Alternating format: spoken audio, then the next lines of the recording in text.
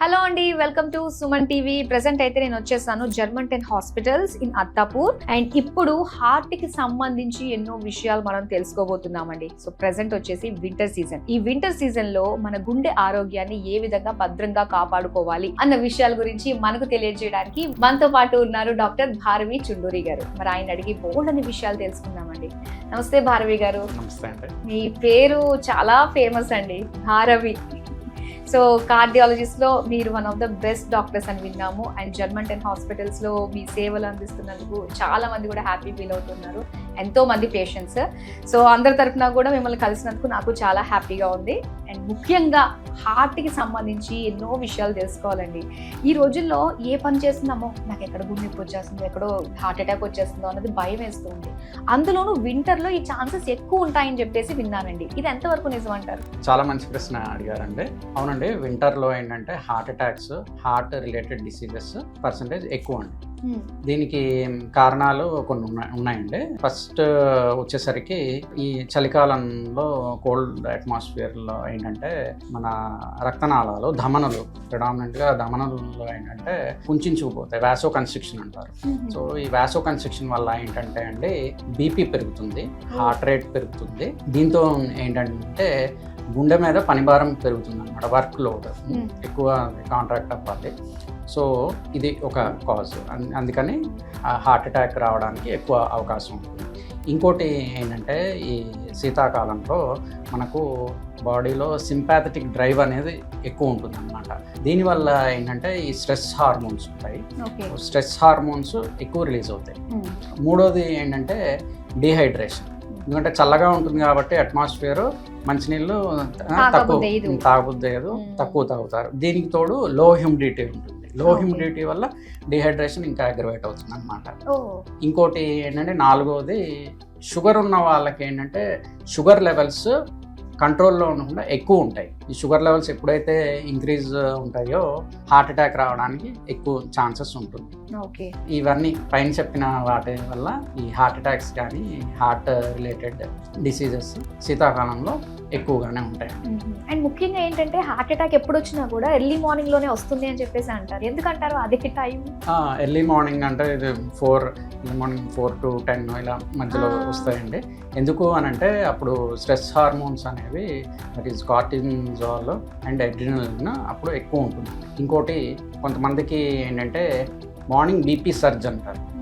Early morning కొంచెం BP కొంత ఎక్కువ ఉంటుంది. ఇంకోటి ఏంటంటే ఈ ప్లేట్లెట్ అగ్రిగేషన్ ఈ టైంలో ఎక్కువ ఉంటుంది. కాబట్టి చాలా వరకు ఈ not only heart attack, brain stroke రావడం కూడా ఎర్లీ మార్నింగ్ అవర్స్లో ఎక్కువ వస్తూ ఉంటాయండి. ఓకే, యాక్చువల్గా అంటారు కదండి బ్రెయిన్ స్ట్రోక్ వేరు, హార్ట్ స్ట్రోక్ వేరు, కానీ అదే రెండు ఒకటే అని అంటూ సంథింగ్ అంటూ ఉంటారు కదా. అసలు దీనికి సంబంధించి ఏ విధంగా క్లియర్ చేస్తారు?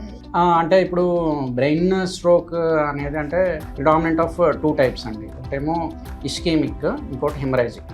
ఇస్కెమిక్ అని అంటే సేమ్ యాజ్ గుండెలో అంటే రక్తం సరఫరా అవ్వకుండా బ్లడ్ క్లాట్ ఫామ్ అయిపోవటం, అది one type of stroke, brain stroke.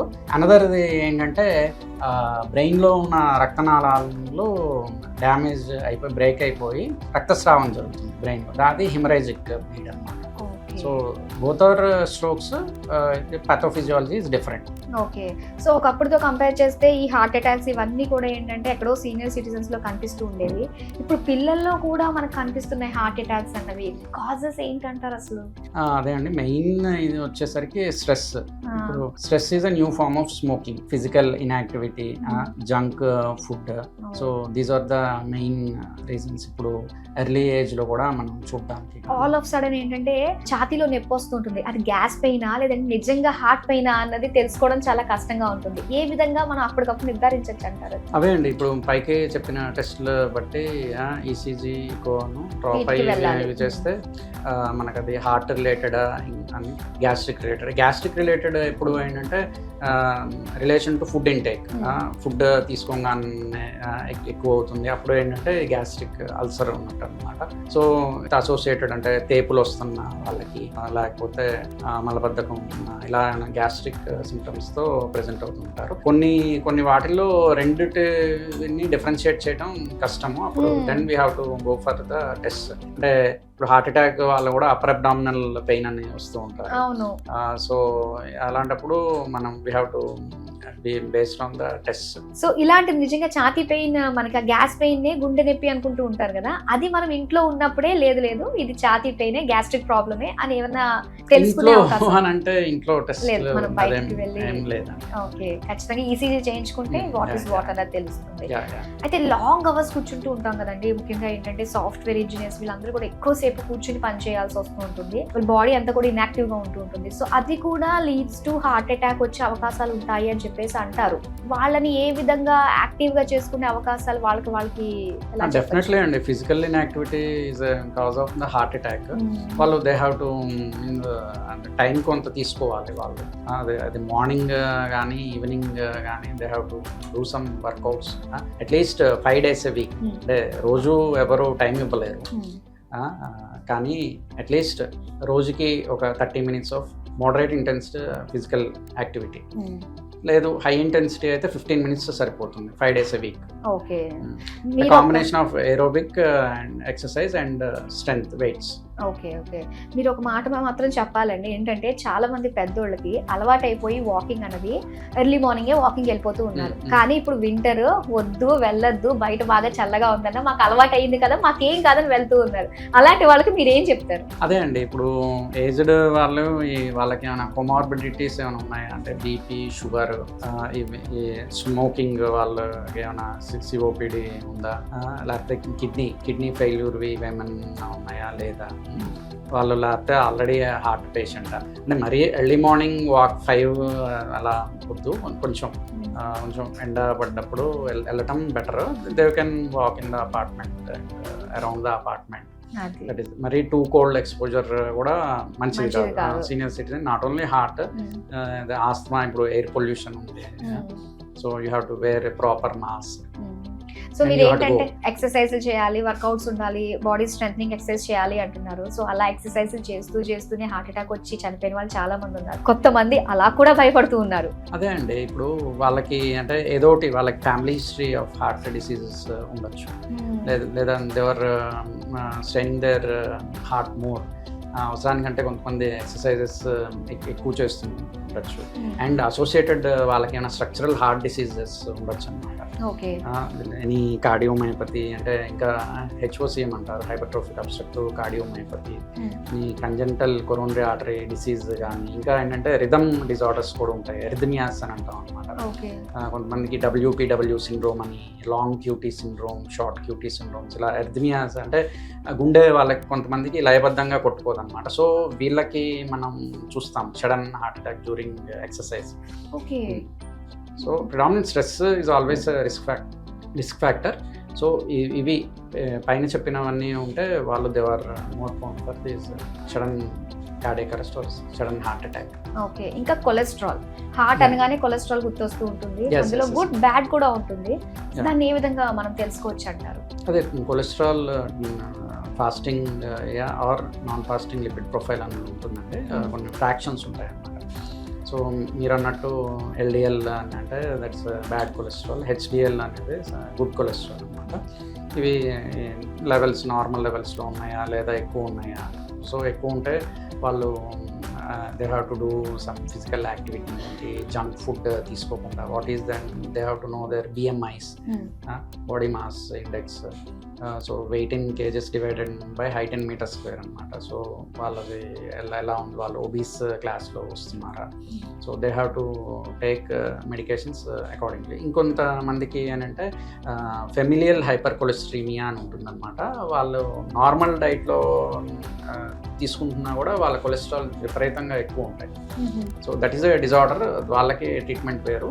వాళ్ళు కాకుండా మామూలు వాళ్ళకి కొలెస్ట్రాల్ ఎక్కువ అవుతుంటే కనుక they have to take these preventive measures and treatment ఒక లెవెల్ కంటే ఎక్కువ ఉంటే కనుక we have to add these అంటే statins cholesterol reducing drugs they have to take. So ఒకప్పుడు మెన్లో ఎక్కువ కనిపించేదండి హార్ట్ అటాక్స్, కానీ ఈ మధ్య విమెన్లో కూడా ఎక్కువగా హార్ట్ అటాక్ కేసెస్ వస్తున్నాయండి. ఏంటి అంటారు? ఒకప్పుడు జనరల్లోనే ఉండేది, ఇప్పుడు ఎవ్రీ వన్కి కామన్గా వస్తూ ఉంది కదా. ఎస్ మ్యామ్, ఇప్పుడు అంత మెన్ ఉమెన్ అంత డిఫరెన్స్ లేదు. ఇదివరకు ఎలా ఉండేదంటే ఉమెన్లో ఈ పోస్ట్ మెనోపాజ్, పెరీ మెనోపాజ్ అంటే 45-50 ఏజ్ తర్వాత వాళ్ళకి ఎక్కువగా ఈ హార్ట్ డిసీజెస్ అనేవి కామన్. ఎందుకు అని అంటే ఈ ఈస్ట్రోజన్, ప్రొజెస్ట్రాన్ అవి ప్రొటెక్టివ్ రోల్ ప్లే చేస్తాయి అన్నమాట హార్మోన్స్ హార్ట్ డిసీజ్ రాకుండా. ఇప్పుడు అదే పైకి చెప్పిన విధంగా ఈ డ్యూ టు స్ట్రెస్, ఇప్పుడు ఉమెన్ కూడా they are working equal to that of men, more than men. So ఇటు స్ట్రెస్ వాళ్ళు కూడా సో ఆల్మోస్ట్ ఈక్వల్గా చూస్తున్నాం men and women. So main వచ్చేసరికి కల్ప్రిట్ స్ట్రెస్, అక్కడ మాత్రం ఇది తెలుస్తుంది. స్ట్రెస్ వల్లే హార్ట్ అటాక్స్ అనేది జెండర్ బయాస్ లేకుండా ప్రతి ఒక్కరికి కూడా వచ్చేస్తుంది. అలానే స్మోకింగ్ వల్ల, డ్రింకింగ్ వల్ల కూడా హార్ట్ అటాక్ వచ్చే అవకాశాలు ఉంటాయండి. డెఫినెట్లీ అంటే smoking in any form is injurious to health. అది హార్ట్ అటాక్ ఇంకే కాదు, మీద it affects so many organs. So కొంతమంది అనుకుంటూ ఉంటారు జస్ట్ అంటే smoking a harmful, chewing tobacco is less harmful, అలా కొన్ని మిస్కన్సెప్షన్స్ ఉన్నాయి సొసైటీలో. కానీ అదేం కాదండి, నశం తీసుకున్న టొబాకో చూయింగ్ ఇంక్లూడింగ్ అంటే దట్ ఇంక్లూడింగ్ పాన్ జర్దా అవనివ్వండి, ప్లెయిన్గా తింటాం కూడా. So all forms are injurious to heart. Okay. So ఈ మధ్య బాగా సైలెంట్ హార్ట్ అటాక్ అనేది వింటున్నామండి. అవునండి, ఈ సైలెంట్ హార్ట్ అటాక్ అనేది ఏంటి అని అంటే మామూలుగా వీళ్ళకి ఏంటంటే typical science of heart attack like chest pain కానీ పాల్పిటేషన్స్ కానీ రావండి. వాళ్ళకి ఏంటంటే కొంచెం మగతగా ఉండటం, ఫెటీగబిలిటీ, నీరసంగా అనిపించడం, లేకపోతే షార్ట్నెస్ ఆఫ్ బ్రెత్ అంటే ఆయాసం ఉన్నట్టు ఉంటుందన్నమాట. సో వీళ్ళు సైలెంట్ హార్ట్ అటాక్ ఇవి ఫీచర్స్. ఇది ఎవరిలో అని అంటే ముఖ్యంగా పెద్దవాళ్ళకి, ఏజ్డ్ పర్సన్, సీనియర్ సిటిజన్స్కి, ఆడవాళ్ళల్లో, మళ్ళీ కిడ్నీ సంబంధిత వ్యాధులతో బాధపడే వాళ్ళకి ఎక్కువ కామన్ అన్నమాట ఈ సైలెంట్ హార్ట్ అటాక్ అనేది. ఓకే. సో హార్ట్ హెల్త్ కోసం ఏం చేయాలంటారు? ఫుడ్ డైట్ ఎలా ఉండాలంటారు? ఫుడ్ డైట్ అని అంటే ఇప్పుడు అదే అండి, డీప్ ఫ్రైడ్ ఫుడ్స్ అవాయిడ్ చేయాలి, మైదాతో చేసినవి.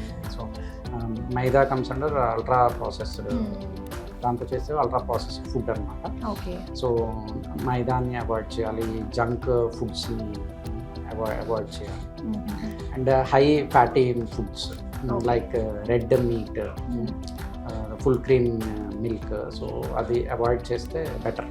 ఇంకా ల్యాక్ ఆఫ్ స్లీప్ కూడా హార్ట్ అటాక్ దారి తీస్తుందంటారా? ఎస్ అండి, ఎందుకు అని అంటే ఇప్పుడు మనిషి పొద్దునంతా పనిచేసిన తర్వాత అడిక్వేట్ స్లీప్ ఉంటేనే తనకి ఆరోగ్యంగా ఉంటారు. ఎప్పుడైనా స్లీప్ సరిగ్గా లేకపోయినా అంటే ఫ్రాగ్మెంటెడ్ స్లీప్ అంటారు, కొంతమందికి ఏమో ఇన్అడిక్వేట్ స్లీప్, వీటి వల్ల కూడా బీపీ వచ్చే అవకాశం ఉంటుంది, ఇలాగే హార్ట్ అటాక్ వచ్చే దానికి కూడా ఛాన్సెస్ ఉంటాయి. ఓకే. సో హార్ట్ హెల్త్ మన చేతుల్లోనే ఉంటుంది. ఖచ్చితంగా స్ట్రెస్ని, బాడీని యాక్టివ్గా ఉంచుకోవడం, సరైన టైంకి పడుకోవడం, ఇవి పాటిస్తే కనుక మనం ఎప్పుడు కూడా హ్యాపీగా ఉండొచ్చు, ఆరోగ్యంగా ఉండొచ్చు. కోవిడ్ తర్వాత వ్యాక్సిన్ వేయించుకున్న వాళ్ళు ఖచ్చితంగా హార్ట్ అటాక్ వస్తుంది అలాంటి వాళ్ళకి అని చెప్పేసి అంటున్నారు, దానికి మీరు ఏమంటారు? ఇదేం లేదండి, మిస్కాన్సెప్షన్. ఎందుకనంటే కొంతమందికి వచ్చింది ఈ హార్ట్ అటాక్, వాళ్ళకి మిగిలిన కొమార్బిడిటీస్ కూడా ఉన్నాయి, మరి చాలా మందికి రాలేదు హార్ట్ అటాక్, ఇది రాలేదు. కాకపోతే వ్యాక్సినేషన్ ఇదని కాదు, ఎవరికైతే కోవిడ్ వచ్చి హాస్పిటలైజ్ అయ్యారో చాలామందికి ఇప్పుడు చాలా ఎక్కువ పరిమాణాల్లోనే కోవిడ్ అందరికీ వచ్చింది, కానీ అందులో కొంతమంది హాస్పిటలైజ్ అయ్యారు. ఆ హాస్పిటల్లో ఐసీయూలో ఉండటం, అలాగా కొంతమంది హాస్పిటల్ అయిన వాళ్ళల్లో ఏంటంటే ఈ మయోకార్డైటిస్ అని, ఎరిథమియాస్ అని, వాళ్ళలో హార్ట్ అటాక్స్ ఒక 10-11% ఎక్కువ ఉన్నాయి ఎవరైతే హాస్పిటలైజ్ కోవిడ్ పేషెంట్స్. అంటే ఎక్కువ స్టెరాయిడ్స్ ఇవ్వడం వల్ల ఈ reason due to multiple reasons. అంటే స్టెరాయిడ్స్ అని కాదు, అంటే steroid is one form of treatment. అప్పుడు కోవిడ్లో మనకు ఉన్న ట్రీట్మెంట్లో. సో వాళ్ళకి మిగతా కొమార్బిడిటీస్ ఉండటం, సో లంగ్ ఇన్ఫ్లమేషన్, ఇవన్నీ సిస్టమిక్ ఇన్ఫ్లమేషన్స్ వల్ల వాళ్ళకి వచ్చింది. ఫైనల్గా జర్మంటన్ హాస్పిటల్స్ అత్తాపూర్లో, సో చుట్టుపక్కల ఉన్న వాళ్ళందరికీ కూడా ఎలాంటి అనారోగ్య సమస్యలైనా ట్రీట్ చేస్తుంది జర్మంటన్ హాస్పిటల్స్. ఇంకా ఈ కార్డియాలజీ విభాగంలో ఎలాంటి సర్వీసెస్ ఉన్నాయంటారు? కార్డియాలజీ అంటే వీఆర్ టీమ్ ఆఫ్ 2 అండి. Another senior most cardiologist doctor Waseef Azam is there, and we are having a cath lab 24/7 cath lab with dedicated ICU. And in any time, any form of cardiac emergency we can treat. Heart హెల్త్కి ఎలాంటి జాగ్రత్తలు తీసుకోవాలంటారు? First యువత ఈ smoking ఏదైనా అలవాట్లు ఉంటే that they have to stop. మన సిటీలో కొంత అంటే కొన్ని colleges very few drug abuse కూడా ఉంది. So they have to say no to these drugs. And another is they have to come out of the stress. So stress ఎక్కువ పెట్టుకోకుండా stress relieving activities కూడా వాళ్ళు పార్టిసిపేట్, లైక్ ప్లేయింగ్ కానీ exercise. And ఇంకోటి ఏంటంటే youngsters they have to reduce the screen time. అది cell కానీ TV కానీ, సో ఇవన్నీ చూస్తుంటే ఏంటంటే that's form of physical inactivity. ఇప్పుడు ఇదివరకు అంటే 15 years బ్యాక్ ఏదైనా లీజర్ ఏదైనా ఉందంటే, ఇప్పుడు యంగ్స్టర్స్ ఏదో ఆడుకుంటారు బయట క్రికెట్. ఇప్పుడు ఎవరైనా నువ్వేం చేస్తున్నావు అంటే అది క్రికెట్ ఆడుతున్నానంటే ఏంటి అంటే అదే మొబైల్లోనా లేకపోతే బయట అని అడిగే ఆ స్థాయికి వెళ్ళిపోయింది. So they have to decrease the screen time. ఇంకోటి కొంతమందికి ఫ్యామిలీ హిస్టరీస్ ఉంటాయండి. Family history of these heart attacks కానీ సడన్ కార్డియక్ డెత్స్ ఇవి ఉన్నవాళ్ళు అయితే they have to go for the screening test, ECG, echo. They have to go to the nearest cardiologist and get evaluated. And next వచ్చేసరికి food junk food తినకుండా healthy food తింటూ చక్కగా హ్యాపీగా exercise రెగ్యులర్గా అక్కర్లేదు, but any form of exercise at least 5 days a week. And exercise చేయటం వల్ల they can have this healthy heart. చాలా మంచి విషయాలు మాతో షేర్ చేసినందుకు థ్యాంక్ యూ సో మచ్.